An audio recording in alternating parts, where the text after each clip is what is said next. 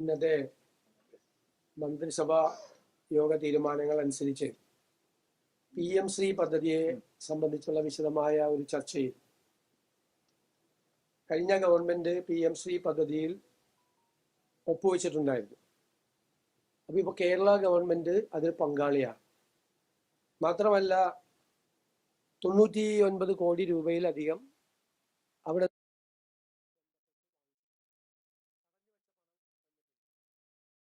കൂടാതെ ഒരു 106 കോടി രൂപ കേന്ദ്ര ഗവൺമെന്റ് അനുവദിച്ചിട്ടുണ്ട്. ഇതാണ് അതിൻ്റെ കാര്യം. അതിനെ ആശയപരമായി അതിനോടുള്ള എതിർപ്പ് കരിക്കുലം ഫ്രീഡത്തിൽ കേന്ദ്ര സർക്കാർ ഇടപെടരുത് എന്നതാണ്. 2, ഇത് നടപ്പാക്കുന്ന സ്കൂളുകൾ തിരഞ്ഞെടുക്കാനുള്ള അവകാശം സംസ്ഥാന ഗവൺമെന്റിന് നൽകണം എന്നതാണ്. അപ്പോൾ ഒരു കാരണവശാലും കരിക്കുലം സ്വാതന്ത്ര്യത്തിൽ, അത് തീരുമാനിക്കാനുള്ള സ്വാതന്ത്ര്യത്തിൽ, സംസ്ഥാന സർക്കാരിനുള്ള സ്വാതന്ത്ര്യത്തിൽ ഇടപെടാൻ ഒരു കാരണവശാലും അനുവദിക്കില്ല. 2, സ്കൂൾ സെലക്ഷൻ, അത് സംസ്ഥാന സർക്കാർ തന്നെ തീരുമാനിക്കും. ഇതുമായി ബന്ധപ്പെട്ട കാര്യങ്ങൾ കേന്ദ്ര സർക്കാരിനെ അറിയിക്കാൻ PMC പദ്ധതിയുമായിട്ടുള്ള UDF സർക്കാരിന്റെ ആശയപരമായ നിലപാടുകൾ അറിയിക്കാനുള്ള കാര്യങ്ങൾ തയ്യാറാക്കുന്നതിന് വേണ്ടി പൊതുവിദ്യാഭ്യാസ മന്ത്രി ശ്രീ ശംസുദ്ദീൻ കൺവീനറും മന്ത്രിമാരായ Shri Roji M. John, Shri PC Vishwanath, CM Liju എന്നിവർ അംഗങ്ങളുമായിട്ടുള്ള ഒരു കമ്മിറ്റി, മന്ത്രിസഭാ ഉപസമിതിയെ നിയമിച്ചിട്ടുണ്ട്. അവര് റിപ്പോർട്ട് സമർപ്പിക്കും. അതുപോലെ വളരെ പ്രധാനപ്പെട്ട ഒരു ഭരണ പരിഷ്കാര നടപടി ഇന്നത്തെ മന്ത്രിസഭാ യോഗം തീരുമാനിച്ചു. ഞങ്ങൾ പരിശോധിച്ചപ്പോൾ നിരവധി ഫയലുകൾ ധനകാര്യ വകുപ്പിലേക്ക് വരിക. നിരവധി ഫയലുകൾ, ആവശ്യമില്ലാത്ത ഫയലുകൾ ധാരാളമായി വരിക. അതിൽ ഭൂരിഭാഗം ഫയലുകളും ധനപരമായ കോഡ് ഓഫ് കോണ്ടക്ട് അറിയാതെ വരുന്ന ഫയലുകളാണ് വിവിധ ഡിപ്പാർട്ട്മെന്റുകളിൽ. അത് പലതും തിരിച്ചയക്കേണ്ടി വരികയാണ്. ഇതെല്ലാം വ്യാപകമായ തരത്തിലുള്ള നമ്മുടെ നടപടിക്രമങ്ങൾ വൈകിപ്പിക്കുന്നതിന്, പദ്ധതികൾ വൈകുന്നതിന്, സർക്കാർ എടുക്കുന്ന തീരുമാനം നടപ്പിലാക്കുന്നതിനുള്ള തടസ്സങ്ങളെല്ലാം ഉണ്ടാക്കുകയാണ്.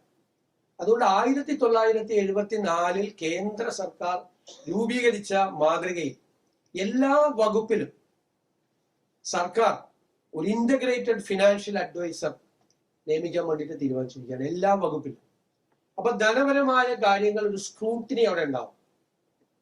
ധനവകുപ്പിലെ ഉദ്യോഗസ്ഥന്മാർ തന്നെ ഒരു സാമ്പത്തിക ചെലവും സർക്കാരിന് ഇല്ലാതെ എല്ലാ വകുപ്പിലും ഒരു ഇന്റഗ്രേറ്റഡ് ഫിനാൻഷ്യൽ അഡ്വൈസർ ഉണ്ടാവും. ആ സ്ക്രൂട്ടിനി നടത്തിയിട്ടേ ഫയൽ പോവുള്ളൂ. അപ്പൊ ധനകാര്യ വകുപ്പിലേക്ക് അയക്കേണ്ട ഫയൽ മാത്രമേ വരുള്ളൂ. മാത്രമല്ല അത് തിരിച്ചയക്കേണ്ടി വരില്ല. കാരണം സംശയങ്ങളെല്ലാം നിവർത്തിച്ച് കോഡ് ഓഫ് കോണ്ടക്ട് എല്ലാം പാലിച്ചിട്ടുള്ള ഫയലുകളായിരിക്കും. അപ്പൊ ഒരു വളരെ ഭരണപരിഷ്കാര നടപടികളുമായി ബന്ധപ്പെട്ട ഒരു വിപ്ലവകരമായ ഒരു തീരുമാനമാണ് ഇന്റഗ്രേറ്റഡ് ഫിനാൻഷ്യൽ അഡ്വൈസർ. ഫയലുകളുടെ എണ്ണം ഗണ്യമായി കുറയുകയും ഫയലുകൾ കൂടുതൽ യാത്ര ചെയ്യുന്നത് ഇല്ലാതായിരിക്കുകയും ചെയ്യുന്ന ഒരു സംവിധാനമാണ്. ഇതനുസരിച്ച് ഒരു ജോയിന്റ് സെക്രട്ടറിയുടെ പദവിയിൽ കുറയാത്ത ഒരു ഉദ്യോഗസ്ഥനെയും എല്ലാ ഭരണവകുപ്പിന്റെയും സെക്രട്ടറിയുടെ പ്രധാന സാമ്പത്തിക ഉപദേഷ്ടാവായി ചുമതലപ്പെടുത്തേണ്ടതും നയപരമായ തീരുമാനങ്ങൾ, പുതിയ സേവനങ്ങൾ, വിശാലമായ സാമ്പത്തിക കാര്യങ്ങൾ എന്നിവയ്ക്ക് മാത്രമായി ധനകാര്യ വകുപ്പിനെ സമീപിക്കുന്നത് നിർദ്ദേശിക്കും. ധനകാര്യ വകുപ്പ് സത്യത്തിൽ കയ്യിലുള്ള കുറെ അധികാരങ്ങൾ കൂടി താഴെയുള്ള വകുപ്പുകളിലേക്ക് ഡീസെൻട്രലൈസ് ചെയ്ത് കൊടുക്കുകയും ചെയ്യാൻ, നടപടിക്രമങ്ങൾ സുഗമമാക്കാൻ വലിയ മാറ്റം ഇതിന്റെ ഭാഗമായി ഉണ്ടാകും എന്ന് പ്രതീക്ഷിക്കുന്നു. മൂന്നാമതൊരു കാര്യം തീരുമാനമെടുത്തത് നമ്മുടെ പൊതുസംഭരണമുണ്ട്, പ്രൊക്യൂർമെന്റ്. ഇതിന്റെ മാനുവൽ എന്ന് പറയുന്നത് കാലഹരണപ്പെട്ട മാനുവലാണ്. ഇന്നത്തെ കാലത്ത് പ്രൊക്യൂർമെന്റ് മാറി പ്രൊക്യൂർമെന്റ് ആയി മാറിയത് നമ്മുടെ മാനുവൽ അറിഞ്ഞിട്ടില്ല. നമ്മുടെ കേന്ദ്ര സർക്കാരിന്റെ എക്സ്പെൻഡിച്ചർ വകുപ്പ് പ്രകടിപ്പിച്ച general financial റൂൾസും മാർഗനിർദ്ദേശങ്ങളുണ്ട്.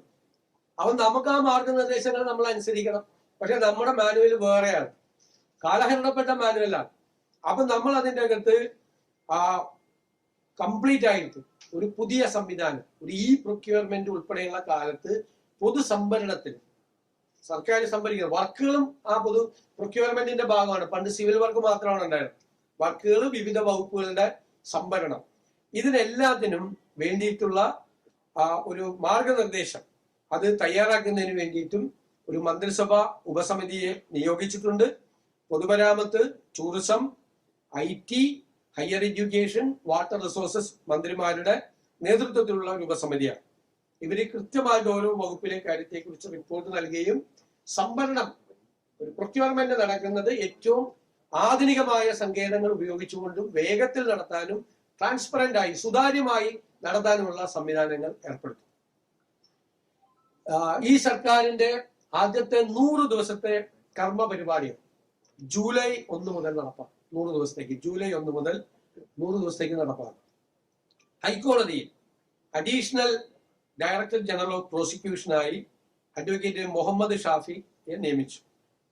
Kerala cashew board MD and ചെയർമാനായി G ഉണ്ണികൃഷ്ണനെ നിയമിക്കാൻ വേണ്ടി തീരുമാനിച്ചു. ഇതാണ് സുപ്രധാനമായ തീരുമാനങ്ങൾ എടുത്തത്. മറ്റൊരു വലിയ വളരെ അഭിമാനകരമായ ഒരു വാർത്ത, നിരവധി വർഷക്കാലമായി തർക്കങ്ങൾ കൊണ്ട് നിലനിന്നിരുന്ന പട്ടികജാതി വിഭാഗത്തിൽപ്പെട്ട 7 പേരുമായി ബന്ധപ്പെട്ട എറണാകുളം മലയിടം തുരുത്ത് പരിയത്തുകാവിലെ വിഷയം ഈ സർക്കാർ വന്ന് 1 മാസം പൂർത്തിയാകുന്നതിന് മുമ്പ് അത് ഭംഗിയായി അത് പരിഹരിച്ചു. ഭൂവുടമയും അവരും തമ്മിൽ ഒരു എഗ്രിമെന്റ് ഉണ്ടാക്കി. ആ എഗ്രിമെന്റിന്റെ ഭാഗമായി അവർക്ക് 7 വീടുകൾ ഞങ്ങൾ നിർമ്മിച്ചു കൊടുക്കും. 1000 സ്ക്വയർ ഫീറ്റിന്റെ വീട് കൊടുക്കും. അതേ ഭൂമിയിൽ, തർക്കഭൂമിയിൽ തന്നെ അവർക്ക് 5 സെന്റ് വീതം ഭൂമി കിട്ടി. അവർക്കൊരു പൊതുവഴി ഉണ്ടാക്കിയിട്ടുണ്ട്. ആ പൊതുവഴി പഞ്ചായത്ത് നിർമ്മിച്ചു കൊടുക്കും. രമ്യമായ പരിഹാരം. നിങ്ങൾക്കറിയാം, ഞങ്ങളുടെ സർക്കാർ വന്നതിന്റെ പിറ്റേ ദിവസമാണ് 15ാമത്തെ റിക്കവറി നടപടി നടന്നത്. കുറെ ആളുകളൊക്കെ അവിടെ പോയി സമരമൊക്കെ ചെയ്തു. 14 പ്രാവശ്യം ഈ റിക്കവറി നടപടി നടന്നിട്ട് ഒരു ചെറുവിരൽ പോലും ആരും അനക്കിയില്ല. ഞങ്ങളുടെ മുമ്പിൽ ആദ്യം ഈ കേസ് വന്നപ്പോ തന്നെ ഞങ്ങളത് കൈകാര്യം ചെയ്തു. AGയെ കോടതിയിൽ ഹാജരാക്കി. AGയോട് നിർദ്ദേശം കൊടുത്ത് 2 ആഴ്ചത്തെ സമയപരിധി കോടതിയിൽ നിന്ന് വാങ്ങിച്ച് 2 കൂട്ടരുമായി നിരന്തരമായി സംസാരിച്ച് അത് ഒത്തുതീർപ്പിൽ എത്തിച്ച് എഗ്രിമെന്റ് വെച്ച് ആ എഗ്രിമെന്റ് കോടതിയെ അറിയിക്കാൻ തീരുമാനിച്ചിട്ടുണ്ട്. സമയബന്ധിതമായി ആ പ്രശ്നത്തിന് പരിഹാരം ഉണ്ടാകും. ഈ കാര്യത്തിന് നേതൃത്വം കൊടുത്ത ഉന്നത വിദ്യാഭ്യാസ മന്ത്രി Shri Roji M. ജോണിനെയും Kunnathunad MLA Shri VP സജീന്ദ്രനെയും ഞാൻ പ്രത്യേകമായി ഈ അവസരത്തിൽ അഭിനന്ദിക്കുക കൂടി ചെയ്യുന്നു. അല്ല, അത് എല്ലാ കാര്യങ്ങളും പരിശോധിക്കുന്നതേ അല്ല ഞാൻ പറഞ്ഞത്. ഇപ്പൊ ഗവൺമെന്റ് അതിൽ പങ്കാളിയാണ്. സംസ്ഥാന സർക്കാർ PMC പദ്ധതിയിൽ പങ്കാളിയാണ്. മരവിപ്പിച്ചെന്ന് പറയുന്ന തീരുമാനം എന്താ? ഇത് എന്ന് മുതലെടുത്ത തീരുമാനങ്ങളാണിത്. മുഴുവൻ തീരുമാനങ്ങൾ ഇവിടെ എടുത്തിട്ടുണ്ടല്ലോ. ഇതെല്ലാം നേരത്തെ തന്നെ തീരുമാനിച്ച് എടുത്തിരിക്കുന്ന കാര്യങ്ങളല്ലേ. ഇവിടുത്തെ ഫിനാൻസിന്റെ അനുമതിയോടുകൂടി എല്ലാ തീരുമാനങ്ങളും എടുത്തുകൊണ്ടാണ് ഇത് ചെയ്തിരിക്കുന്നത്. 2024 തീരുമാനം എടുത്തിട്ടുണ്ട് ഇത് സംബന്ധിച്ച്. 2024 അടക്കമുള്ള തീരുമാനങ്ങൾ എടുത്തിട്ടുണ്ട്. കഴിഞ്ഞ ഗവൺമെന്റ് ആണ് ഒപ്പുവെച്ചത്, ഞങ്ങളെല്ലാം ഒപ്പുവെച്ചത്. ഇപ്പോ ഗവൺമെന്റ്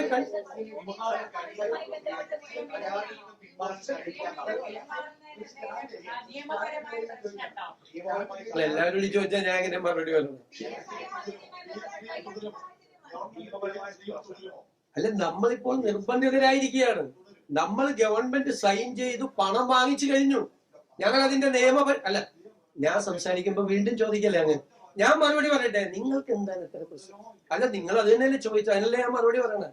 നിങ്ങൾ ഇതിനെ ഇങ്ങനെ ഇടയ്ക്കിടയ്ക്ക് കയറുന്നത്, ഇടയ്ക്കിടയ്ക്ക് കയറരുത്. നിങ്ങൾ ചോദിച്ചാൽ ഞാൻ മറുപടി പറയാം. ഞാൻ അവിടെ ഇരിക്കുമല്ലേ. ഇതെല്ലാം അങ്ങ് വീണ്ടും ചോദിക്കുന്ന എന്തിനാ? അങ്ങ് ചോദിച്ചത് ഞാൻ കേട്ടല്ലോ, ഞാൻ പറയാൻ അനുവദിക്കണ്ടേ? അല്ല, നിങ്ങളെല്ലാം വീണ്ടും ചോദിക്കാൻ. ഞാൻ പറയട്ടെ മറുപടി. ഞാൻ പറഞ്ഞത് ഇപ്പോൾ PM ശ്രീ പദ്ധതിയിൽ സംസ്ഥാന സർക്കാർ അംഗമാണ്. ഈ കേരള എഗ്രിമെന്റ് ഒപ്പുവെച്ചു. അതിന്റെ ഭാഗമായി പണം വാങ്ങിച്ചു കഴിഞ്ഞു. അതിന്റെ ഭാഗമായിട്ടാണ് നമ്മൾ നിൽക്കുന്നത്. നമ്മൾ ഇതിനെ സംസ്ഥാന സർക്കാരിനെ ബാധിക്കാത്ത തരത്തിൽ വിദ്യാഭ്യാസ വിഷയത്തിൽ നമുക്കുള്ള ആ വിദ്യാഭ്യാസപരമായ അവകാശങ്ങൾ, സർക്കാരിനുള്ള അവകാശങ്ങൾ ബലികഴിക്കാതെ എന്തു ചെയ്യാൻ പറ്റുമെന്നുള്ളതാണ് ഞങ്ങൾ ആലോചിക്കുന്നതിന്. അതല്ലേ ഞങ്ങൾക്ക് ആലോചിക്കാൻ പറ്റുള്ളൂ. ചോദിക്കും. അല്ലേ, പദ്ധതിയിൽ നമ്മൾ തുടരാൻ നമ്മൾ നിർബന്ധിതരാണ്. കാരണം ഓൾറെഡി എഗ്രിമെന്റ് വെച്ചു. അതിന്റെ ലീഗൽ സ്റ്റേറ്റസ് എന്താണ്? നമ്മൾ നിർബന്ധിതരായിരിക്കുകയാണ്. അപ്പൊ നമ്മൾ ചെയ്യാൻ പറ്റുന്ന എന്താ, ഇവിടെ ചോദിച്ചതുപോലെ നമ്മളെ സംസ്ഥാനത്തിന്റെ അവകാശങ്ങളെ ബാധിക്കാതെ. ഇപ്പൊ NEP കുറിച്ച് പറഞ്ഞു. NEP നേരത്തെ നടപ്പാക്കി. കേരളത്തിൽ ഹയർ സെക്കൻഡറിയിലെ 12 വിഷയങ്ങൾ NCERT ആണ് കൊടുക്കുന്നത്. 40 വിഷയങ്ങൾ കൊടുക്കുന്നത് സംസ്ഥാന സർക്കാരാണ്. NEP നേരത്തെ അങ്ങനെ തന്നെയാണ് നടപ്പാക്കി. നേരത്തെ നടപ്പാക്കി തുടങ്ങി NEPയുടെ. അല്ല, അതിന് ഓൾറെഡി ഒരു സർക്കാർ എഗ്രിമെന്റ് വെച്ചതാണ്. അതിന് നിയമപരമായ നടപടിക്രമങ്ങൾ കൊണ്ട് നമ്മൾ അതിന്റെ അകത്ത് നിൽക്കുകയാണ്, നിർബന്ധിതരായിരിക്കുകയാണ്. ഒരു ഗവൺമെന്റ് എഗ്രിമെന്റ് വെച്ചതാണ്. എല്ലാ നടപടിക്രമങ്ങളും പൂർത്തിയാക്കിയ എഗ്രിമെന്റ് വെച്ചതാണ്. ഞാൻ ധനകാര്യ വകുപ്പിന്റെ റിപ്പോർട്ട് വരെ വായിക്കാം. ധനകാര്യ വകുപ്പിന്റെ ആ കാലഘട്ടത്തിൽ ധനകാര്യ വകുപ്പ് തീരുമാനമെടുത്ത് ഫിനാൻഷ്യൽ ക്ലിയറൻസ് കൊടുത്തു. എല്ലാ ക്ലിയറൻസും കൊടുത്തിട്ടാണ് ഗവൺമെന്റ് പോയിട്ട് ഒപ്പുവെച്ചത്. എല്ലാ സംസ്ഥാനങ്ങളും ഒപ്പുവെച്ചു. ഞങ്ങൾ വിവിധ സംസ്ഥാനങ്ങളുമായിട്ട് കൂടി ഇതിൽ ഒപ്പുവെച്ച BJP ഇതര സംസ്ഥാനങ്ങളിലെ മുഖ്യമന്ത്രിമാരുമായിട്ട് കൂടി സംസാരിച്ചു. അപ്പൊ ഞങ്ങൾ ജോയിന്റ് ആയിട്ട് നമ്മുടെ സംസ്ഥാനത്തിന്റെ വിദ്യാഭ്യാസ അവകാശങ്ങളെ തൊടാത്ത രീതിയിൽ അത് പരിഹരിക്കാൻ വേണ്ടിയിട്ടുള്ള കൂട്ടായ തീരുമാനം എടുക്കാനും തീരുമാനിച്ചു. എല്ലാ ഗവൺമെന്റുകളും ഒപ്പുവെച്ചു.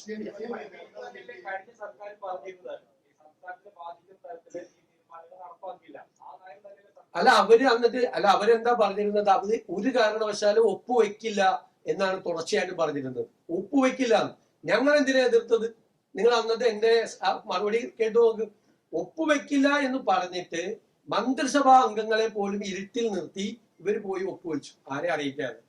എന്നിട്ട് മന്ത്രിസഭാ യോഗത്തിൽ മുഖ്യമന്ത്രിക്കും പൊതുവിദ്യാഭ്യാസ മന്ത്രിക്കും മാത്രം അറിയാം ഇതിൽ ഒപ്പുവെച്ച കാര്യം. എന്നിട്ട് CPI മന്ത്രിമാർ അപ്പോഴും ഒപ്പുവെക്കരുത് എന്ന് വാദിച്ചുകൊണ്ടിരിക്കുകയാണ് മന്ത്രിസഭാ യോഗത്തിൽ. മന്ത്രിസഭാ അംഗങ്ങളെ പോലും ഇരുട്ടിൽ നിർത്തിയാണ് അന്ന് ഒപ്പുവെച്ചത്, ആരോടും പറയാതെ. ഇല്ലെങ്കിൽ ഞങ്ങൾ ഇതിൽ ഒപ്പുവെക്കുന്നു. ഈ തീരുമാനം ഒപ്പുവെക്കാതിരിക്കാൻ പറ്റില്ല. ഇതിന്റെ അകത്ത് വേറൊരു പ്രശ്നമുള്ളത്, 1100 കോടി രൂപ കൂടി അവിടെ നിന്ന് കിട്ടാനുണ്ട്. പണം ഇപ്പൊ 106 കോടി രൂപ അനുവദിച്ചത് ഉൾപ്പെടെ 1100 ചില്ലാൻ കോടി രൂപ കിട്ടാനുണ്ട്. ഈ പണം എന്ന് പറയുന്നത് കേന്ദ്രം നൽകുന്ന ഔദാര്യം അല്ലല്ലോ. കേന്ദ്രം നൽകുന്ന ഔദാര്യം അല്ലല്ലോ ഈ പണം. നമ്മൾ ഈ പണം നമുക്ക് വേണ്ടേ? നമ്മൾ കൊടുക്കുന്ന GSTയുടെ പകുതി കൊണ്ടുപോകുന്നത് കേന്ദ്ര സർക്കാരാണ്. കേരളത്തിലെ ജനങ്ങൾ കൊടുക്കുന്ന GSTയുടെ പകുതി, ഇവിടുന്ന് കൊടുക്കുന്ന ഇൻകം ടാക്സ് മുഴുവനായി കൊണ്ടുപോകുന്നത് കേന്ദ്ര സർക്കാരാണ്. അപ്പൊ കേന്ദ്രത്തിൽ നിന്ന് കിട്ടുന്ന പണം എന്ന് പറയുന്നത് നമ്മുടെ അവകാശമാണ്. അത് അവർ നൽകുന്ന ഔദാര്യമല്ല. ഒരു കാരണവശാലും ഒരു വർഗീയ അജണ്ടയോ ഒരു കമ്മ്യൂണൽ അജണ്ടയോ നടപ്പാക്കാൻ സമ്മതിക്കാതെ കരിക്കുലത്തിന് പൂർണ്ണമായ സ്വാതന്ത്ര്യത്തോടു കൂടി നമ്മൾ ചെയ്യുള്ളൂ. ഇനി വേറെ വിഷയം ഉണ്ടെങ്കിൽ പറയാം, ഞാൻ പറഞ്ഞു കഴിഞ്ഞു. ഇനി വേറെ വല്ല വിഷയം ഉണ്ടെങ്കിൽ നിങ്ങൾ തമ്മിൽ ആദ്യം ഒരു ധാരണയെത്താം. ആര് ചോദിക്കണമെന്നൊരു ധാരണയെത്ത്. ചോദിച്ചവരെ തന്നെ ചോദിച്ചുകൊണ്ടിരിക്കല്ലേ. അത് പത്രസമ്മേളനം നടത്തിപ്പിന്റെ ഒരു ഇതാണ്. നിങ്ങൾ നിങ്ങളൊരു 2-3 പേര് വന്നിട്ട് വെയിറ്റ് ഞാൻ സംസാരിക്കാം.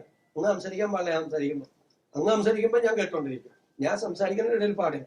നിങ്ങളൊരു 3 പേര് വന്നിട്ട്, കഴിഞ്ഞ പ്രാവശ്യം ഞാൻ ശ്രദ്ധിച്ചു, മനഃപൂർവ്വം നിരന്തരമായി ഒരേ ചോദ്യങ്ങൾ ചോദിച്ച് മറ്റുള്ള മാധ്യമ പ്രവർത്തകർക്ക് അവസരം തരാതിരിക്കാൻ വേണ്ടി ശ്രമിക്കുക. പണ്ട് നിങ്ങൾ ഇഷ്ടമുള്ള ചോദ്യങ്ങളാണ് ഈ പത്രസമ്മേളനത്തിൽ ചോദിച്ചിരുന്നത്. അതായത് ഇവിടെ ഇരിക്കുന്ന ആൾക്ക് ഇഷ്ടമുള്ള ചോദ്യങ്ങൾ. ആ ജോലി ചെയ്തിരുന്ന ആളുകൾ നിങ്ങൾ വന്ന് 3 പേര് നിരന്തരമായി കഴിഞ്ഞ പ്രാവശ്യം ഇപ്രാവശ്യം വന്നു. ഏതൊക്കെ മാധ്യമ സ്ഥാപനങ്ങളിൽ നിന്നാണ് ഞാൻ പറയില്ല. നിരന്തരമായി ഈ പത്രസമ്മേളനത്തെ തടസ്സപ്പെടുത്താൻ ശ്രമിക്കുന്നത് ഒരു ശരിയായ രീതിയല്ല. ഇനി വേറെ ആരെങ്കിലും ചോദിക്കട്ടെ, ഇവരൊക്കെ ഇവിടെ എത്ര പ്രാവശ്യം ചോദിക്കുന്നു?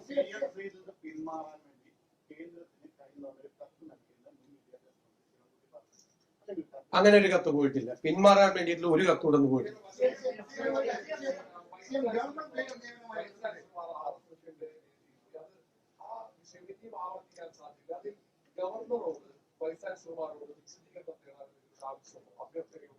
ഇനി ഭയങ്കര രസകരമായിട്ടുള്ള കുറെ കാര്യങ്ങളിവിടെ നടന്നുകൊണ്ടിരിക്കുക.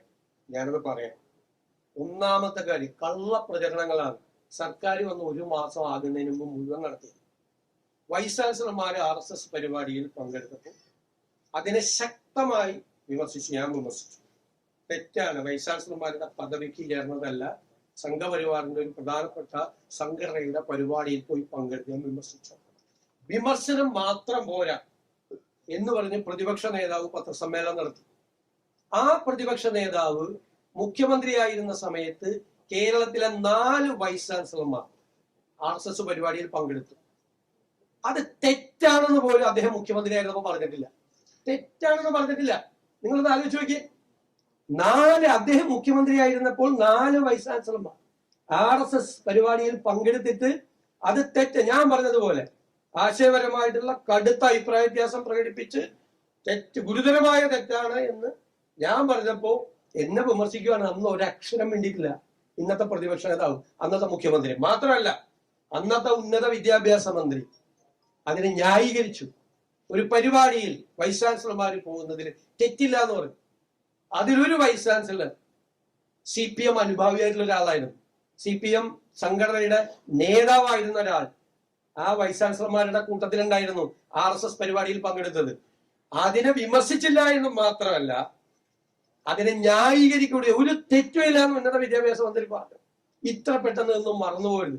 എന്നിട്ട് ഞങ്ങൾക്കെതിരായിട്ട് വ്യാപകമായ പ്രചരണം, വൈസ് ചാൻസലർമാർക്കെതിരായിട്ട് നടപടിയെടുക്കാൻ എന്താണ് ഗവൺമെന്റിന്റെ അധികാരം?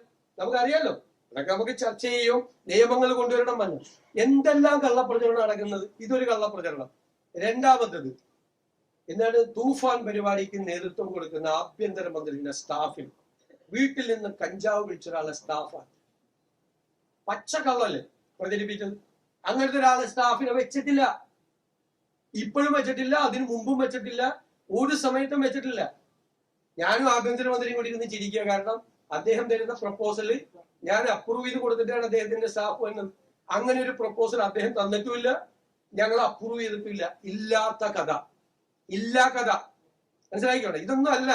എന്റെ കുറെ മാധ്യമങ്ങൾ അത് ഏറ്റുപിടിക്കുക. മനസ്സിലായില്ലേ? പിന്നെ KSRTCയിൽ ചരിത്രപരമായ വിപ്ലവകരമായ ഒരു പരിപാടി സൗജന്യ യാത്ര നടപ്പാക്കി ഇല്ലേ? ആ സൗജന്യ യാത്ര നടപ്പാക്കിയപ്പോൾ സിറ്റി ബസ് ഓർഡിനറി ബസ് അല്ല സിറ്റി ബസ്സാക്കി മാറ്റിയെന്ന് പറഞ്ഞു വ്യാജ പ്രചരണം. ഒറ്റ ബസ് പോലും ഓർഡിനറി ബസ് സിറ്റി ഫാസ്റ്റ് ആക്കിയിട്ടില്ല. സിറ്റി ഫാസ്റ്റ് ഇപ്പോ പല സൗകര്യത്തിനും വേണ്ടി തിരുവനന്തപുരത്ത് ഓർഡിനറി ആക്കിക്കൊണ്ടിരിക്കുക. സിറ്റി ഫാസ്റ്റ് കള്ളപ്രചരണം. അതിന്റെ ഗ്രേസ് കളയാൻ വേണ്ടി കേരളത്തിൽ സ്ത്രീകൾക്ക് വേണ്ടി നടപ്പാക്കിയ ഒരു വിപ്ലവകരമായ പദ്ധതിയുടെ ഗ്രേസ് കളയാൻ പച്ചക്കള്ളം പ്രചരിപ്പിച്ചു. പച്ചക്കള്ളം. ഓർഡിനറി ബസ് കുറയ്ക്കാൻ വേണ്ടിയിട്ട്, നമ്പർ കുറയ്ക്കാൻ വേണ്ടി. ഇന്നലെ കണക്ക് വന്നല്ലോ, എത്ര ലക്ഷം പേരാണ് അതിൽ യാത്ര ചെയ്തതെന്ന്. ആവേശഭരിതരായി. എണ്ണം കൂടിയിട്ടല്ലേ യാത്ര ചെയ്തത്? എണ്ണം കുറഞ്ഞില്ലല്ലോ, കൂടുതലേ ചെയ്ത്. ഇന്നലത്തെക്കാൾ കൂടുതൽ ആളുകളല്ലേ ഇന്ന് യാത്ര ചെയ്തത്. നുണ പ്രചരിപ്പിക്കുക. പിന്നെ വേറൊരു വാർത്ത, ഈ സഹകരണ സ്ഥാപനങ്ങളിലെ മുഴുവൻ ഫീസ് കൂട്ടി UDF സർക്കാർ വന്ന ഉടനെ തന്നെ വ്യാപകമായ പ്രചരണം. ഫെബ്രുവരിയിൽ കഴിഞ്ഞ സർക്കാരാണ് കൂട്ടിയത്. എഴുതി വെച്ചോ, കഴിഞ്ഞ സർക്കാരാണ് കൂട്ടിയത് ഫെബ്രുവരിയിൽ. ഞങ്ങളല്ല കൂട്ടിയത്. ഞങ്ങൾ അധികാരത്തിൽ വന്നതിന് ശേഷം 1 രൂപ കൂട്ടിയിട്ടില്ല. ഇടുക്കി ഒരു ഇക്കോളജിക്കൽ സോൺ പ്രഖ്യാപിച്ചു, പരിസ്ഥിതി ലോല മേഖല പ്രഖ്യാപിച്ചു. ഉടനെ ഇടുക്കി CPM ജില്ലാ സെക്രട്ടറി ഉൾപ്പെടെയുള്ള നേതാക്കൾ പറയാണ്, VD സതീശന്റെ നേതൃത്വത്തിലുള്ള സർക്കാർ വന്ന ഉടനെ ഇടുക്കിയിൽ പരിസ്ഥിതി ലോല മേഖല പ്രഖ്യാപിച്ചു. ഈ ഗവൺമെന്റ് ഒരു കത്തറവാട് കേന്ദ്ര ഗവൺമെന്റായി നടത്തിയിട്ടില്ല. ഇതെല്ലാം നടത്തിയത് ആരാ? 21/12/2024 കേന്ദ്ര സർക്കാർ കേന്ദ്ര വനം പരിസ്ഥിതി വകുപ്പിന് സമർപ്പിച്ചിരുന്നു ഈ റിപ്പോർട്ട്. ഇതിന്റെ ഇക്കോ സെൻസിറ്റീവ് സോൺ പ്രപ്പോസൽ കേന്ദ്ര സർക്കാർ ആവശ്യപ്പെട്ട പ്രകാരമുള്ള സ്റ്റാൻഡേർഡ് ഫോർമാറ്റിൽ തയ്യാറാക്കി 2024 കൊടുത്തു. തുടർന്ന് 5/4/2025 ഇതുമായി ബന്ധപ്പെട്ട അധിക വിവരങ്ങൾ സമർപ്പിച്ചു. അതിനുശേഷം ഈ സംരക്ഷിത വനപ്രദേശങ്ങളുടെ ഈ സെറ്റ് പ്രപ്പോസൽ ഉൾപ്പെടുന്നില്ല എന്ന് ചെറിയ സ്ഥലങ്ങൾ അധിക വിവരം വീണ്ടും കൊടുത്തു. തുടർന്ന് പ്രസ്തുത പ്രപ്പോസൽ സംബന്ധിച്ച് wild life institute of India ആവശ്യപ്പെട്ട പ്രകാരമുള്ള അധിക വിവരങ്ങൾ കൂടി വിശദമാക്കി പുതുക്കിയ ഇക്കോ സെൻസിറ്റീവ് സോൺ പ്രപ്പോസൽ കേന്ദ്ര സർക്കാരിന് 13/10/2025 സമർപ്പിച്ചിരുന്നു. അതനുസരിച്ചിട്ടാണ് പ്രപ്പോസൽ പ്രകാരം ഇരവികുളം, ചിന്നാർ, കുറിഞ്ഞിമല, ആനമുടി ഷോല, പാമ്പാടും ഷോല എന്നീ സംരക്ഷിത പ്രദേശങ്ങളുടെ കരട് ഇക്കോ സെൻസിറ്റീവ് സോൺ വിജ്ഞാപനം കേന്ദ്ര സർക്കാർ 2/6/2026 പ്രസിദ്ധീകരിച്ചത്. ഞങ്ങള് 18/5 അധികാരത്തിൽ വന്ന ഞങ്ങളുടെ ഗവൺമെന്റ് കേന്ദ്ര ഗവൺമെന്റുമായി ഒരു കത്തിടപാടും നടത്തിയിട്ടില്ല. ഞങ്ങൾ അധികാരത്തിൽ വന്ന് 17ാമത്തെ ദിവസം ഇക്കോ സെൻസിറ്റീവ് സോണായി ഈ ഇടുക്കിയിലെ മേഖല പ്രഖ്യാപിച്ചതിന്റെ മുഴുവൻ ഈ സംസ്ഥാന സർക്കാർ കൊടുത്ത പ്രപ്പോസലിന്റെ അടിസ്ഥാനത്തില്ല. എന്നിട്ട് പത്രസമ്മേളനം നടത്തി പറയാണ് ഞാൻ മുഖ്യമന്ത്രിയായപ്പോഴാണ് ഇത് സംഭവിച്ചത്. നുണപ്രചരണങ്ങളാണ് ഈ. ഞങ്ങൾ 1 മാസം തികഞ്ഞിട്ടില്ല, 1 ഡസനാണ്. റേഷൻ വിതരണം മുൻപ് സ്തംഭിച്ചു. എവിടെയാണ് റേഷൻ വിതരണം സ്തംഭിച്ചത്? ഒരു സ്റ്റാറ്റ്യൂട്ടറി റേഷന്റെ 1 ഗ്രാം അരി ഒരു സ്ഥലത്തും കുറച്ചു കൊടുത്തിട്ടില്ല. കേന്ദ്ര ഗവൺമെന്റ് ചില സമയത്ത് 3 മാസം കൂടുതൽ അരി കൊടുക്കാൻ പറയും. ആ 3 മാസം അരി കൂടുതൽ കൊടുത്തു. അതിന് പിന്നീട് കേന്ദ്ര ഗവൺമെന്റിന് നിർദ്ദേശം വന്നാൽ കൂടുതൽ അരി കൊടുക്കും.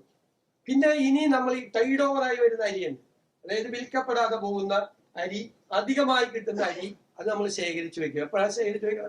ഓണക്കാലത്ത് എല്ലാവർക്കും കൂടി കൊടുക്കാൻ വേണ്ടിയിട്ട് അത് ശേഖരിച്ചു വെക്കും. എന്നിട്ട് വ്യാപകമായി UDF സർക്കാർ വന്നു, റേഷൻ വിതരണം മുടങ്ങി. വ്യാജപ്രചരണമാണ്, കള്ളപ്രചരണങ്ങൾ നടക്കുകയാണ്. എന്തെല്ലാം കാര്യങ്ങളിലാണ് നടക്കുന്നത്? വ്യാപകമായി ഒരു സംഘം, ഒരു കാര്യം അവർ മനസ്സിലാക്കിക്കൊള്ളണം, ഇതുപോലെ കഴിഞ്ഞ 1-2 വർഷം വ്യാപകമായി കള്ളപ്രചരണം നടത്തിയാണ് PRDയുടെ കൂടി സഹായത്തോടു കൂടി. PRDയുടെ എന്നുള്ള ഒരു ഇതുണ്ടായിരുന്നു, അത് PRDയുടെ സഹായത്തിലാണ് ചെയ്തത്. എനിക്കെതിരായിട്ടുള്ള വ്യാപകമായ പ്രചരണം നടത്തിയത് PRDയിലെ ഉദ്യോഗസ്ഥർ കൂടി പങ്കെടുത്തുകൊണ്ടാണ്. സർക്കാർ ചെലവിലാണ് പ്രതിപക്ഷത്തിനെതിരായി അന്ന് വ്യാപകമായ രീതിയിൽ പ്രചരണം നടത്തിയത്. അതെല്ലാം ജനങ്ങള് ചവറ്റുകൊട്ടയിൽ എറിഞ്ഞിട്ടാണ് ഞങ്ങളെ അധികാരത്തിൽ കൊണ്ടുവന്നത്. ഞങ്ങൾ അധികാരത്തിൽ വന്ന് ഇരുന്ന് തുടങ്ങുന്നതിന് മുമ്പേയുള്ള വ്യാജമായ പ്രചരണങ്ങളുടെ 1/2 ഡസൻ വ്യാജ പ്രചരണങ്ങളുടെ കാര്യമാണ് ഞാനിപ്പോ വിശദീകരിച്ചത്. ഞാൻ പറഞ്ഞല്ലോ, നമ്മൾ 80ഓളം ഗവൺമെന്റ് പ്ലീഡർമാര് നമ്മൾ നിയമിച്ചു. അതിൽ സ്പെഷ്യൽ ഗവൺമെന്റ് പ്ലീഡർമാരുണ്ടായി. അത് ദേവസ്വം ഗവൺമെന്റ് പ്ലീഡറെ ഇതുവരെ നിയമിച്ചിട്ടില്ല. ഒരു വകുപ്പിന്റെയും സ്പെഷ്യൽ ഗവൺമെന്റ് പ്ലീഡർമാരെ നിയമിച്ചിട്ടില്ല. ഇന്നുവരെ ഒരാളുടെയും വകുപ്പ് തീരുമാനിച്ചിട്ടില്ല. ഇതുവരെ. അത് ഞാൻ ബജറ്റ് അവതരിപ്പിച്ച ശേഷം എറണാകുളത്ത് ചെന്നതിന് ശേഷം ലോ മിനിസ്റ്റർ എന്നുള്ള നിലയിൽ കൂടി AGയുമായും DGPയുമായും ബന്ധപ്പെട്ട ആളുകളുമായി സംസാരിച്ച് മന്ത്രിമാരുടെയും കൂടി സെക്രട്ടറിമാരുടെയും കൂടി അഭിപ്രായം കേട്ടിട്ടാണ് ഓരോ വകുപ്പിനും വകുപ്പ് കൊടുക്കുന്നത്. ഞങ്ങള് ഈ ഇത്രയും പേര് നമ്മൾ പേര് കൊടുക്കുന്ന സമയത്ത് ഇവരാർക്കൊക്കെ വേണ്ടി അപ്പിയർ ചെയ്തൊന്നും പരിശോധിക്കാനുള്ള സംവിധാനമില്ല. ഞങ്ങൾ വന്നു കഴിഞ്ഞപ്പോൾ ഒരു തെറ്റ് ശ്രദ്ധയിൽപ്പെട്ടു. എല്ലാവരും പറഞ്ഞു, ഇന്ന പശ്ചാത്തലമുള്ള ഒരാളെ ഗവൺമെന്റ് ഉൾറാക്കിയത് എന്താ ചെയ്തത്? അപ്പൊ തന്നെ കറക്റ്റ് ചെയ്ത്. അതിന്റെ ആഘോഷിക്കാനുള്ള ഇത്ര എനിക്ക് മനസ്സിലാകില്ല. തെറ്റാണ് എന്ന് കണ്ടപ്പോ അതുമ്മ പിടിച്ച് തൂങ്ങി ആടിയില്ല, ഊഞ്ഞാലാടിയില്ല. ആ തെറ്റുമ്പോ ഇരുന്നുണ്ട്. ആ തെറ്റ് കറക്റ്റ് ചെയ്തു. ഞാൻ എന്റെ ആദ്യത്തെ പത്രസമ്മേളനത്തിൽ പറഞ്ഞ തെറ്റുകൾ സംഭവിക്കും. നിങ്ങളടക്കം, പ്രതിപക്ഷമടക്കം ആളുകൾ ചൂണ്ടിക്കാണിച്ചാൽ ഞങ്ങൾ കറക്റ്റ് ചെയ്യും. അത് കറക്റ്റ് ചെയ്തു. ഒരു പേര് അത് കറക്റ്റ് ചെയ്തു. അതിന്റെ അപ്പുറത്ത് എന്താണ്? ഒരു 80 പേരെ വെച്ചപ്പോൾ 80 ഈ വക്കീലന്മാര് ഇതിനു മുമ്പ് ആർക്കൊക്കെ വേണ്ടി ഹാജരായിട്ടുണ്ടെന്ന് നമുക്ക് 7 ടൂൾ ഉപയോഗിച്ചാൽ പോലും കിട്ടില്ല. ആർക്കൊക്കെ വേണ്ടി ഹാജരായിട്ടുണ്ടെന്ന് ഉപയോഗിച്ചാൽ കിട്ടില്ല. അപ്പൊ അത് വന്നപ്പോ ഒരു തെറ്റ് ചൂണ്ടിക്കാണിച്ചു. പിന്നെ ഉത്തരവാദിത്തം. ഇതിപ്പോ പിന്നെ ചിലര് പറഞ്ഞു മന്ത്രിസഭ അറിയാതെയാണ് ഗവൺമെന്റ് പ്ലീഡർമാരെ നിയമിച്ചത്. ഇങ്ങനെയൊന്നും തമാശ പറയുന്നു. മന്ത്രിസഭയിൽ ഇത് ടേബിൾ ചെയ്തിട്ട് ഇത് ചെയ്യാൻ പാടുള്ളൂ. മന്ത്രിസഭയിൽ ടേബിൾ ചെയ്ത് അവർക്കെല്ലാം മന്ത്രിസഭാ അംഗങ്ങൾക്ക് കോപ്പി കൊടുത്തിട്ട. ഇനി ആ തെറ്റ് തിരുത്തിയെങ്കിൽ അതിന്റെ പൂർണ്ണമായ ഉത്തരവാദിത്തം എനിക്ക് മാത്രമാണ്. ഞാനല്ല, പലരും പല പ്രപ്പോസലും തന്നിട്ടാണ്. ആ പ്രപ്പോസലുകളാണ് പല രീതിയിൽ മന്ത്രിമാരുൾപ്പെടെയുള്ള ആളുകളും ഒക്കെ തരുന്ന പ്രപ്പോസൽസ് ആണ് പരിഗണിച്ച് ലോ ഡിപ്പാർട്ട്മെന്റ് അതിനകത്തൊരു ഫൈനൽ ഇതാക്കി ടേബിൾ ചെയ്യുന്നത്. ഇത് മന്ത്രിസഭയുടെ അംഗീകാരം തേടിയാണ് വെക്കുന്നത്. ഒരാളെയും അങ്ങനെ ഒരു പേര് തന്നതിന്റെ പേരിൽ കുറ്റപ്പെടുത്താൻ ഞാൻ തയ്യാറല്ല. അതിന്റെ ഉത്തരവാദിത്തം എനിക്കാണ്. എനിക്ക് ഉത്തരവാദിത്തം ആയതുകൊണ്ടാണ് ഞാൻ കറക്റ്റ് ചെയ്തത്. അല്ല, ആണല്ലോ, പശ്ചാത്തലം നമ്മൾ നന്നായി പരിശോധിക്കുന്നുണ്ട്. അതുകൊണ്ട് വരുന്ന പേരുകൾ പോയത്. പക്ഷെ ഇത് ആർക്കൊക്കെ വേണ്ടി അപ്പിയർ ചെയ്തെന്ന് നമുക്ക് അറിയാൻ പറ്റില്ലല്ലോ. ആർക്കൊക്കെ വേണ്ടി അപ്പിയർ ചെയ്തു, നേരെ ഇതാണെന്നൊന്നും അറിയാനുള്ള സംവിധാനമില്ല. പക്ഷെ നമ്മള് വിജിലൻസ് ക്ലിയറൻസും മറ്റു കാര്യങ്ങളും നമ്മൾ ശ്രദ്ധിക്കുന്നുണ്ട്. അവരുടെ ഒരു കോഡ് ഓഫ് കോണ്ടക്റ്റും ഒക്കെ ശ്രദ്ധിക്കുന്നുണ്ട്. അതൊക്കെ വേറെ അതല്ലേ ഞാൻ പറഞ്ഞത്. ഒരു വകുപ്പിനും ഒരു വക്കീലിനും വെച്ച വക്കീൽ ഇതുവരെ ഒരു വകുപ്പും കൊടുത്തിട്ടില്ല. അദ്ദേഹം ദേവസ്വത്തിന്റെ ഒരു കേസിൽ ഹാജരായിട്ടില്ല. അദ്ദേഹത്തിന് ദേവസ്വം ഗവൺമെന്റ് പ്ലീഡറായിട്ട് നിയമിച്ചിട്ടുമില്ല. സ്പെഷ്യൽ ഗവൺമെന്റ് പ്ലീഡറായി നിയമിച്ചു. അല്ലാതെ ദേവസ്വം ഗവൺമെന്റ് ലീഡറായി നിയമിച്ചു എന്ന് പറയുന്നത് തെറ്റാണ്. ഇതുവരെ നിയമിച്ചിട്ടില്ല. ഒരു പ്ലീസ് കംപ്ലീറ്റ് ഒരാളെ നിയമിച്ചിട്ടില്ല. റവന്യൂ വകുപ്പിന് വേണം, പൊതുവിദ്യാഭ്യാസ വകുപ്പിന് വേണം, കോപ്പറേറ്റീവ് ഡിപ്പാർട്ട്മെന്റ് വേണം. അതിന് പർട്ടിക്കുലർ ആളെ ഇതുവരെ നിയമിച്ചിട്ടില്ല. അതിന്റെ ഒരു പ്രോസസ് ഉണ്ട്. അത് മന്ത്രിമാരുടെ അടുത്തും സെക്രട്ടറിമാരുടെ അടുത്തും ഒക്കെ അഭിപ്രായം തേടി അവരുടെ ഈ വിഷയത്തിൽ അവർ ഇതിനു മുമ്പ് നടത്തിയിട്ടുണ്ട് എന്നൊക്കെ പരിശോധിച്ചിട്ടാണ് നമ്മൾ ചെയ്യുന്നത്. അല്ല, നമ്മൾ അതിൻ്റെ അകത്ത് നടപടി സ്വീകരിച്ചിട്ടുണ്ട്. മരുന്നിന്റെ കാര്യത്തിലെല്ലാം നമ്മൾ ഇല്ലാത്ത മരുന്നുകൾ കിട്ടുന്നതിന് വേണ്ടിയിട്ടുണ്ട്. ഇപ്പൊ നിങ്ങൾക്ക് തന്നെ അറിയാം, നിപ്പയ്ക്ക് വളരെ പ്രധാനപ്പെട്ട ഒരു മരുന്ന് നമുക്ക് കിട്ടിയില്ലായിരുന്നു. വളരെ പ്രധാനപ്പെട്ട ഒരു മരുന്ന് ഇവിടെ ഉണ്ടായിരുന്നില്ല വർഷങ്ങളായിട്ട്. വിത്തിൻ 24 hours നമ്മൾ ബഹ്റിനിൽ നിന്ന് ആ മരുന്ന് നമ്മൾ എത്തിച്ചിട്ടാണ് നമ്മൾ യഥാർത്ഥത്തിൽ ആ വിഷയം നമ്മൾ പരിഹരിച്ചത്. ബഹ്റിനിൽ നിന്നാണ് ആ മരുന്ന് എത്തിച്ചത്. അടിയന്തരമായി ആ മരുന്ന് എത്തിച്ചിട്ടാണ് നമ്മൾ ആ വിഷയം തീർത്തത് യഥാർത്ഥത്തിൽ. അപ്പൊ മരുന്ന് ഏതെങ്കിലും കുറവുണ്ടെങ്കിൽ, ഇപ്പൊ റിബാവാരിൻ എന്ന് പറഞ്ഞ മരുന്നാണ്, റിബാവാരിൻ എന്നുള്ള മരുന്നാണ് നിപ്പയുമായിട്ട് ബന്ധപ്പെട്ട് ഇല്ലായിരുന്നു, ഇവിടെ ഇല്ലായിരുന്നു, മരുന്നില്ലായിരുന്നു. അപ്പൊ ആ മരുന്നാണ് നമ്മൾ 24 hours ബഹ്റിനിൽ നിന്ന് സ്പെഷ്യൽ ഇതായിട്ട് വരുത്തിയിട്ട് ഇപ്പൊ എല്ലാ സ്ഥലത്തും കൊടുത്തു. നമ്മൾ പർച്ചേസ് ചെയ്തിട്ടുണ്ടായില്ല ഈ മരുന്ന്. വളരെ പ്രധാനപ്പെട്ട ഒരു മരുന്ന്. ഒന്ന് നിപ്പ സോണാണല്ലോ നമ്മുടെ, എല്ലാ വർഷവും ഇങ്ങനെ വരുന്നതല്ലേ. അല്ലല്ല, നിങ്ങളിത് അറിയണ്ടേ? ഞാൻ ചോദിക്കട്ടെ, ഒരു തെരഞ്ഞെടുപ്പിന് തൊട്ടു മുമ്പ് വർഗീയമായ വിദ്വേഷം ഉണ്ടാക്കുന്ന തരത്തിൽ, വർഗീയമായ ചേരുതിരിവ് ഉണ്ടാക്കുന്ന തരത്തിൽ ഒരു സ്ക്രീൻഷോട്ട് ഉണ്ടാക്കിയിട്ട് അത് അവിടെ മത്സരിച്ച വടകരയിലെ ഞങ്ങളുടെ പാർലമെന്റ് സ്ഥാനാർത്ഥിയായ ഷാഫിയുടെ തലയിൽ കെട്ടിവെച്ച് അയാളെ തോൽപ്പിക്കാൻ വേണ്ടി നടത്തിയ ശ്രമമല്ലേ? ആ ശ്രമത്തിന് ഞങ്ങൾക്കെതിരായിട്ട് എന്തൊരു ആക്ഷേപമായിരുന്നു. ഞങ്ങളാണ് ഇത് ഉണ്ടാക്കിയെന്ന്. ഞങ്ങൾ അന്ന് തന്നെ ഇത് പറഞ്ഞു, ഞങ്ങളല്ല. അതിന് ഒരു പയ്യനെ കുറിച്ച് പരാതി വന്നപ്പോ ആ പയ്യൻ അയാളെ ഫോൺ കൊണ്ടേ പോലീസിൽ ഹാജരാക്കി. ഞങ്ങളല്ല എന്ന് പറഞ്ഞു. ഇപ്പൊ അത് അന്വേഷിക്കണ്ടേ? അത് അന്വേഷിച്ച് എന്തൊരു കാപട്യമാണ് CPM അവിടെ നടത്തിയത്.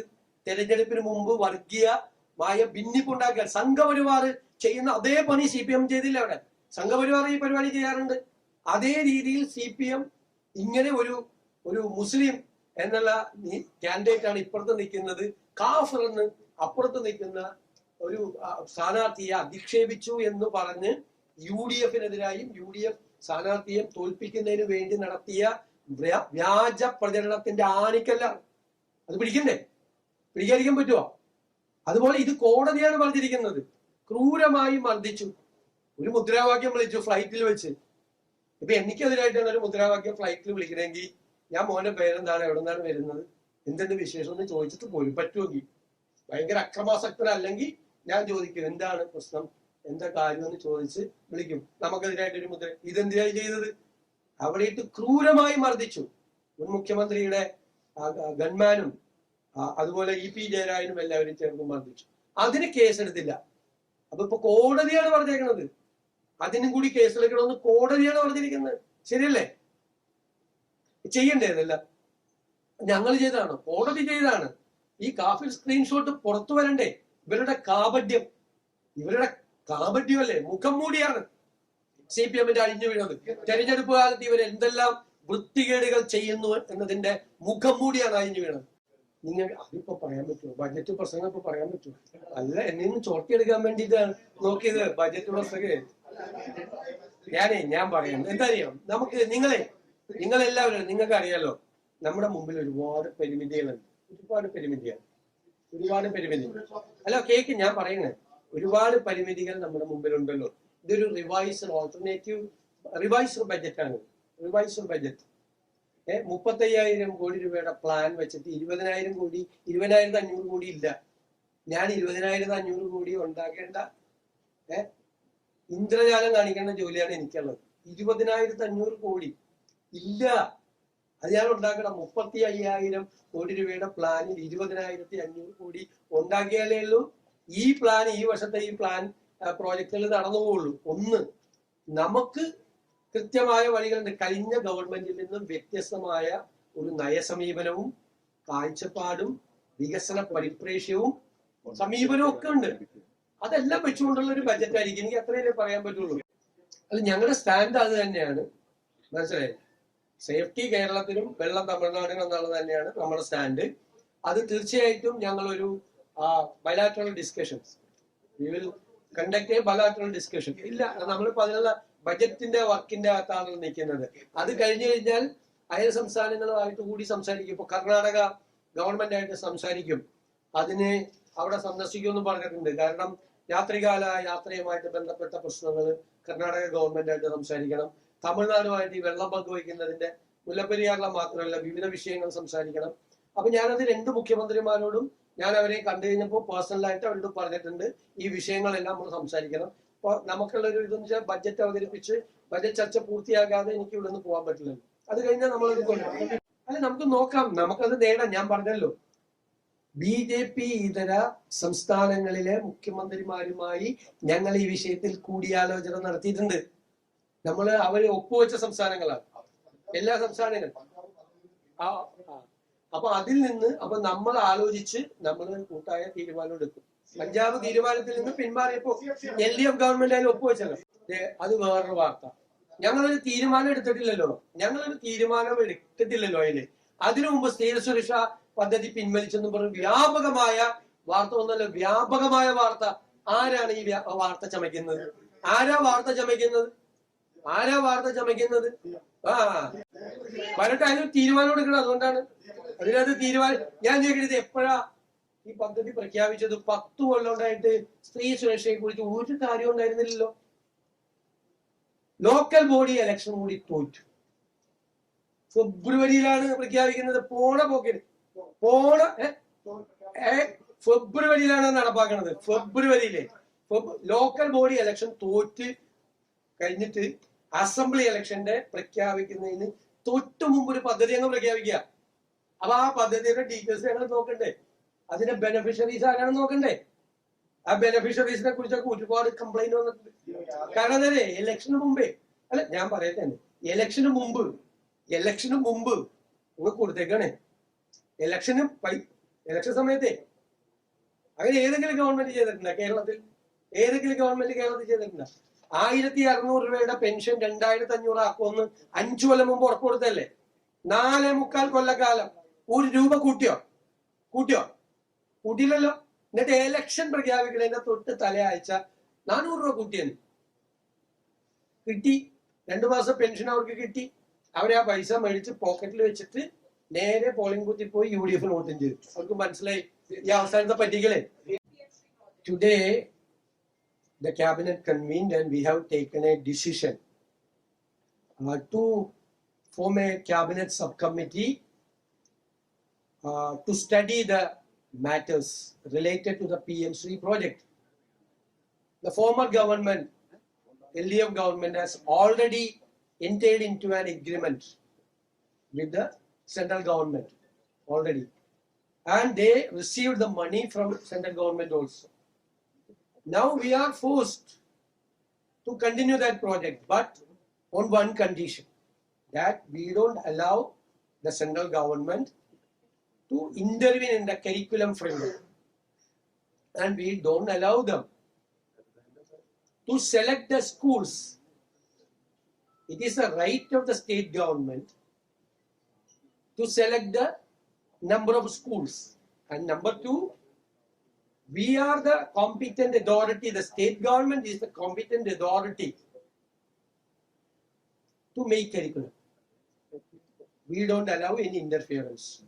So we will give a letter on this condition. To prepare those conditions, we have entrusted a cabinet subcommittee to study the details and the legal positions and everything.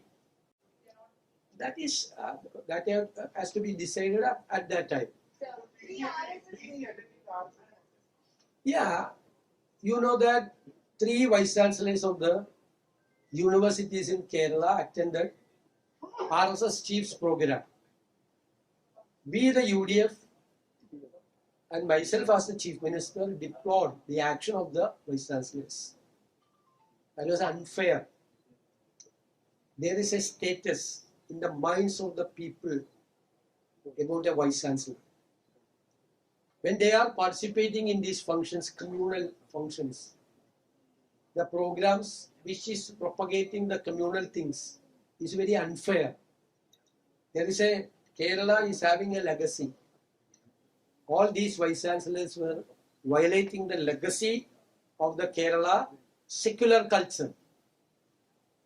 And to my surprise, the present opposition leader spoke against me that I couldn't take any action against them. You know that the government cannot take any action or initiate any action about a vice chancellor. Number one, when this opposition leader was the chief minister of Kerala, 4 vice chancellors attended the RSS program. I have deplored the action of the vice chancellors. When he was the chief minister, he was not ready to make a statement, and the higher education minister at that time justified the actions of the vice chancellors. This is very interesting. And it's very difficult to make a budget. We are facing that challenge. You know that they have made a statement that the expected income from the revenue deficit grant is 14,000 crore. And they expected the devolution awarded by the 16th Finance Commission will be 5,000 crores. So we lost. There is 20,500 crores are not there because the 16th Finance Commission has taken a decision not to award the revenue deficit grant, and they awarded the devolution as 2.32 only. The expected by the last government was 2.8, but got only 2.32. 14,000 plus 5,000 plus other some grants. We have to find out 20,500 crores. That is the challenge. അത് വളരെ അപകടകരമായ രീതിയിലുള്ള പ്രത്യാഘാതങ്ങളാണ്. അന്നത്തെ സർക്കാർ അതിനുള്ള വേണ്ടത്ര നടപടികൾ സ്വീകരിച്ചിട്ടില്ല. ഈ ഗവൺമെന്റ് അത് സംബന്ധിച്ച മുഴുവൻ റിപ്പോർട്ടുകളും ശേഖരിച്ചു. അതിശക്തമായ നിയമ നടപടികളും മറ്റു നടപടികളും എടുക്കും. കാരണം ഈ ഷിപ്പ് നമുക്ക് കിട്ടിയ വിവരം അനുസരിച്ച് ഇത് ചെരിഞ്ഞാണ് കിടക്കുന്നത്. അവിടെ നിന്ന് വലിയ ലീക്ക് ഇപ്പോഴും ഉണ്ട്. അപ്പൊ തീരപ്രദേശത്ത് വളരെ അപകടകരമായ രീതിയിൽ ഉണ്ടാകാവുന്ന പാരിസ്ഥിതിക പ്രശ്നങ്ങൾ അടക്കമുള്ള ഗുരുതരമായ പ്രശ്നങ്ങൾ ഉണ്ടാകാൻ സാധ്യതയുണ്ട് എന്നുള്ളതാണ് റിപ്പോർട്ട്. അപ്പൊ അത് സ്റ്റഡി ചെയ്ത് ഇമ്മീഡിയറ്റ് ആയിട്ട് നമുക്ക് ചെയ്യാൻ പറ്റാവുന്ന എല്ലാ നടപടികളും സ്വീകരിക്കും. വലിയൊരു പബ്ലിക് പ്രഷർ വന്നപ്പോഴാണ് ഒരു അഡ്മിറാലിറ്റി സൂട്ട് പോലും അന്നത്തെ ഗവൺമെന്റ് അത് ഫയൽ ചെയ്തത്. അതിന് പോലും താല്പര്യം ഉണ്ടായില്ല അന്നത്തെ ഗവൺമെന്റിന്റെ ഭാഗത്തുണ്ടായ വലിയ ഫോൾട്ടാണ്. അല്ല, ഞാൻ അതിനെക്കുറിച്ച് എക്സ്പ്ലെയിൻ ചെയ്ത് കഴിഞ്ഞല്ലോ, കംപ്ലീറ്റ് കാര്യങ്ങൾ എക്സ്പ്ലെയിൻ ചെയ്ത് കഴിഞ്ഞു. വീണ്ടും നിങ്ങൾ എല്ലാവരും അതേ ചോദ്യം ചോദിച്ചു. ഞാൻ കംപ്ലീറ്റ് എക്സ്പ്ലെയിൻ ചെയ്തു. ഒരു ഗവൺമെന്റ് ആ കരാറിൽ ഒപ്പിട്ട് പണം മേടിച്ച് നിൽക്കുന്ന ഒരു പൊസിഷനാണ്. മനസ്സിലായില്ലേ? അപ്പൊ പിന്നെ നമുക്ക് എന്താ ചെയ്യാൻ പറ്റുന്നത്? നമുക്ക് ചെയ്യാൻ പറ്റുന്നത് ആശയപരമായി നമുക്ക് യോജിക്കാൻ പറ്റാത്ത കാര്യങ്ങൾ നമ്മൾ ചെയ്യില്ല എന്നുള്ളത് നിലപാടെടുത്ത് നമ്മൾ നോക്കാം. മനസ്സിലായില്ലേ? അതാണ്. അതൊക്കെ പാർട്ടി പ്രവർത്തകരുമായിട്ട് ബന്ധപ്പെട്ട എല്ലാ കാര്യങ്ങളും വന്ന് കേൾക്കും. അവരാരും അല്ല ഇതിന്റെ ഗവൺമെന്റ് ബിൽഡർമാരെ നിയമിക്കുന്നത്. അവരാരും അല്ല നിയമിക്കുന്നത്. അതിനൊക്കെ പാർട്ടിക്കകത്ത് പാർട്ടി അല്ലല്ലോ ഇത്, ഗവൺമെന്റ് അല്ലേ ഇതിനകത്ത് തീരുമാനം. അവർക്ക് പാർട്ടിക്കകത്ത് അഭിപ്രായം പറയാം, എന്നോട് വന്ന് അവരുടെ അഭിപ്രായം പറയാം. അവർക്ക് പരാതി ഉണ്ടെങ്കിൽ, പിന്നെ പരാതി ഉണ്ടെങ്കിൽ ആദ്യം മാധ്യമങ്ങളോടല്ലല്ലോ പറയണ്ടത്, ഞങ്ങളോടല്ലേ പറയണ്ടത്.